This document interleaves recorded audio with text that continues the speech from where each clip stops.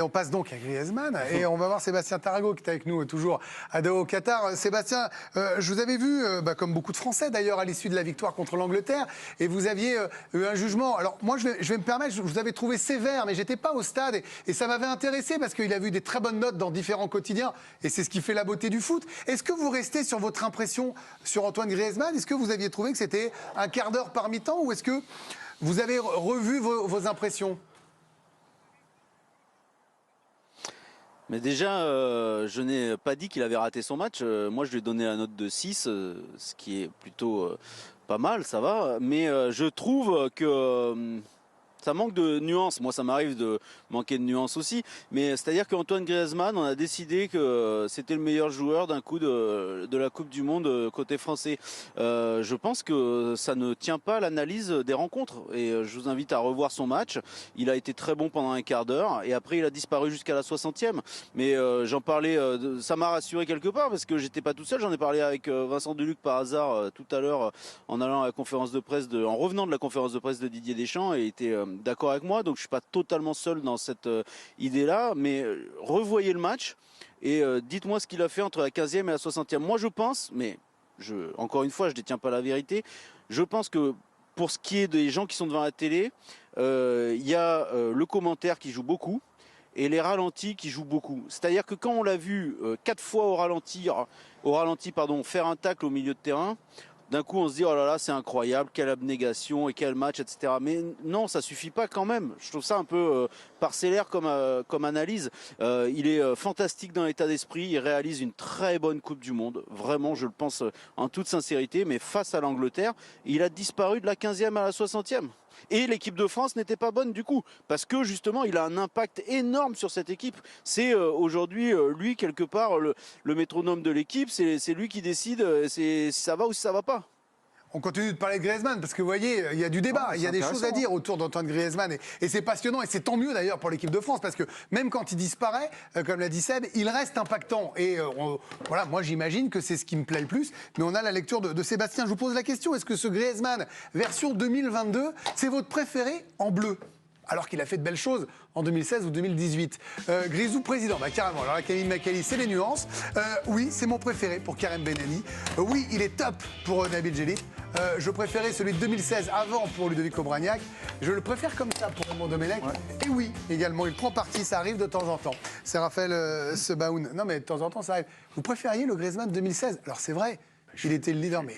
J'essaye de ne pas être trop dans la culture de l'instant, même si je trouve que... Vous avez une leçon, là. Je trouve... Qu'est-ce qui nous a mis ? Non, mais je trouve que... ok, ce rôle lui va comme un gant, mais il va aussi avec le fait qu'il est un peu plus âgé, que voilà, donc si on lui demande de jouer un autre rôle... Mais ce qu'il y a de plus dur dans le football, je vous rappelle, reprenez les mots d'Aimé Jacquet, grand respect pour les attaquants, grand respect pour les gens qui changent les matchs, les buteurs. Et le Griezmann de 2016, rappelez-vous, s'il vous plaît, meilleur joueur, meilleur buteur de la Coupe du Monde, cette doublette avec Giroud. En 2018, il est moins impactant peut-être dans le jeu, mais il change, il est MVP de la finale. Enfin, c'était un joueur hors norme en 2016 et en 2018, et même un peu avant et même un peu après. Donc je préférais ce Griezmann-là parce que, en tant qu'ancien numéro 10, je sais sa capacité à créer, à changer les matchs. Là, c'est un peu moins le cas. Oui, il est moins buteur. Déjà, il n'a pas encore marqué dans la compétition. 2016, mais on l'adore 2018, comme ça. 2022. On a comparé ces trois époques pour voir un petit peu comment le joueur a évolué. Il n'a pas encore marqué dans cette compétition. Il décide désormais toutes les 125 minutes. Il a par contre cette note moyenne de 6,7 sur 10. Pour l'instant, c'est sa meilleure dans les trois compétitions. Dans son influence dans le jeu, il touche plus de ballons, mais parce qu'il est plus au cœur du jeu. Désormais, 64 ballons touchés. Plus de passes, 47 contre une trentaine par match.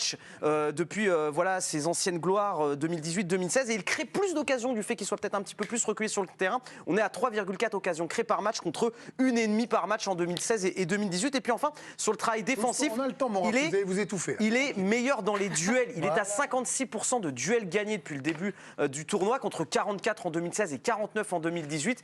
Et enfin, sur le travail défensif, sur le nombre de ballons récupérés, là où il était à 4 ballons, 3 ballons et demi de ballons récupérés par match, il est désormais quasiment à 5 ballons récupérés par match. Vous êtes épatant. Vous faites une Coupe du Monde de très très haut niveau. Je crois que vous êtes ma version préférée 2022. Merci. Tiens à vous le dire. Alors, tous les trois, vous êtes d'accord. On conclura ce débat, ce mini-débat avec Seb, justement, parce que vous avez entendu sa nuance sur le match de l'Angleterre. Ça m'intéresse de savoir si c'est son Griezmann préféré. Mais tous les trois, vous pensez que oui. Je vous laisse une trentaine de secondes chacun et essayez de nous expliquer pourquoi. Karim. Citez-moi dans le football moderne, dans le très très haut niveau, un attaquant, buteur, qui devient un milieu relayeur extrêmement performant. Je crois que ça n'existe pas. Honnêtement. J'ai eu Daniel Bravo. Hein, je n'ai pas de souvenir dans le football de très haut niveau. Oui, Daniel peut-être, mais dans le football de très haut niveau, vraiment, je n'ai aucun souvenir d'un attaquant qui marque beaucoup de buts. Merci pour Daniel. Non, mais j'adore Daniel. Non, mais c'est non, mais je parle de moderne, donc des football football moderne. Les 15. Il n'y en a pas, ça n'existe pas. Et ce que fait Griezmann sur cette compétition-là, je parle de manière générale, je ne vais pas m'arrêter sur le match de l'Angleterre, hein. Je parle de manière générale depuis le début de la compétition, et je l'avais dit dès la première émission lors de cette Coupe du Monde, si Griezmann fait une grande compétition, la France ira au bout. Et ce fut le cas aussi contre l'Angleterre, s'il fait une performance de haut niveau contre l'Angleterre, et ce fut le cas en deuxième période, selon moi, de la part de Griezmann, la France peut se qualifier, et je le pense encore pour le match de demain. Non, mais hier soir, j'ai dîné avec Ludovic Obraniak, on a discuté de Griezmann, et je lui ai rappelé cette interview de Diego Simeone dans France Football il y a 3 ans, et qui disait que Griezmann était le cerveau du jeu de l'équipe de France. Et ça prend tout son sens avec cette Coupe du Monde. Voilà, j'ai fait mes 30 secondes. Il en a fait quand même, c'est grâce à lui que l'Atlético est devenu aussi en Qui a étant mangé attaquant. Ludovic Obraniak Juste après, une soupe. Ouais, une soupe. C'est ça. Sinon, c'est pas intéressant. Un gros burger. Griezmann, Il me reste plus que 10 secondes. alors. Non, vous avez le temps, mais on a fait le menu. quand on a un joueur comme ça qui accepte. Non, moi, c'est ça qui est extraordinaire, parce qu'il a accepté un rôle qui est totalement différent, qui lui va très bien. Hein, parce que là, il est en activité permanente. Je pense que dans les kilométrages, il doit être un de ceux qui en fait le plus. Et moi, même dans les moments où on ne le voit pas, parce que contrairement à ce que dit Seb, quand on regarde les matchs, le spectateur moyen peut-être, mais les techniciens, on ne regarde pas juste le ballon qui court et on n'écoute pas les commentaires, moi je ferme le son. Donc on regarde l'ensemble. Et ce que fait Griezmann, c'est du colmatage permanent. Il se replace, il se remet, il défend, mais il récupère pas toujours, mais il est toujours en mouvement pour donner des solutions et pour boucher les espaces. Son travail de milieu, il est là. Alors oui, et il y a des moments, il reprend le lead, c'est lui qui reprend le ballon et on le revoit à nouveau. Et puis il y a des moments, l'adversaire prend le lead et là, il travaille. Et je trouve que ça, c'est ça qui est extraordinaire chez lui. C'est pour ça que je le préfère comme ça. Il n'est pas juste dans le rôle de la lumière. Il a le rôle aussi du mineur là, qui va au charbon. Sébastien, vous avez entendu tous les arguments, du pour, du contre. J'aimerais vous entendre. Est-ce que ce Griezmann 2022, c'est votre préféré en bleu ? Non, mais je demande qu'à changer d'avis d'ici dimanche prochain. Voilà, je serais ravi. Pour l'instant, je trouve que ça peut se discuter avec 2016 et 2018 quand même. Il a été très impactant, pour reprendre le terme de Nabil, pendant ces compétitions, ou de Ludovic, pardon, pendant ces compétitions. Et voilà, je pense qu'aujourd'hui, on ne peut pas dire que voilà, c'est le meilleur. Mais moi, je suis admiratif de la manière dont il a su finalement s'adapter à la nouvelle donne. Il a eu longtemps du mal à accepter l'émergence de Kylian Mbappé. Il y avait beaucoup de tensions entre ces deux joueurs. Et là, ça y est, il l'a accepté. Il a accepté qu'il n'était plus forcément le leader, l'homme qui allait à la lumière. Et c'est une capacité de rebond extraordinaire.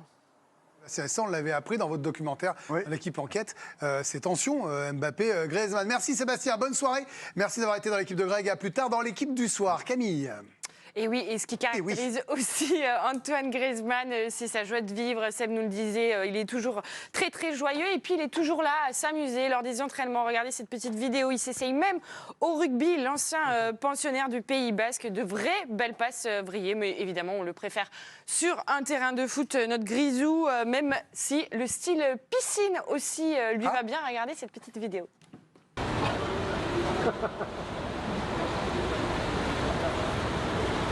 Récup Didier. Récup Didier, toujours la petite vanne qui va bien. On valide dans l'équipe de Greg, on aime bien se vanner. On adore aussi. Il va mieux qu'à nous. Hein, on adore aussi le voir avec sa joie d'enfant après la victoire de son équipe à l'hôtel. Tout joyeux, Grisou qui saute de partout.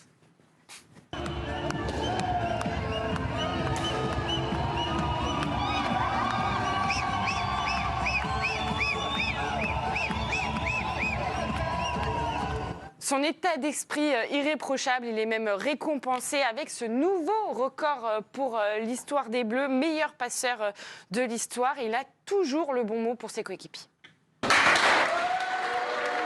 Merci pour l'état d'esprit de tous les jours, les mecs, ceux qui jouent pas. Voilà pour Antoine Griezmann qu'on espère au sommet demain soir contre le Maroc.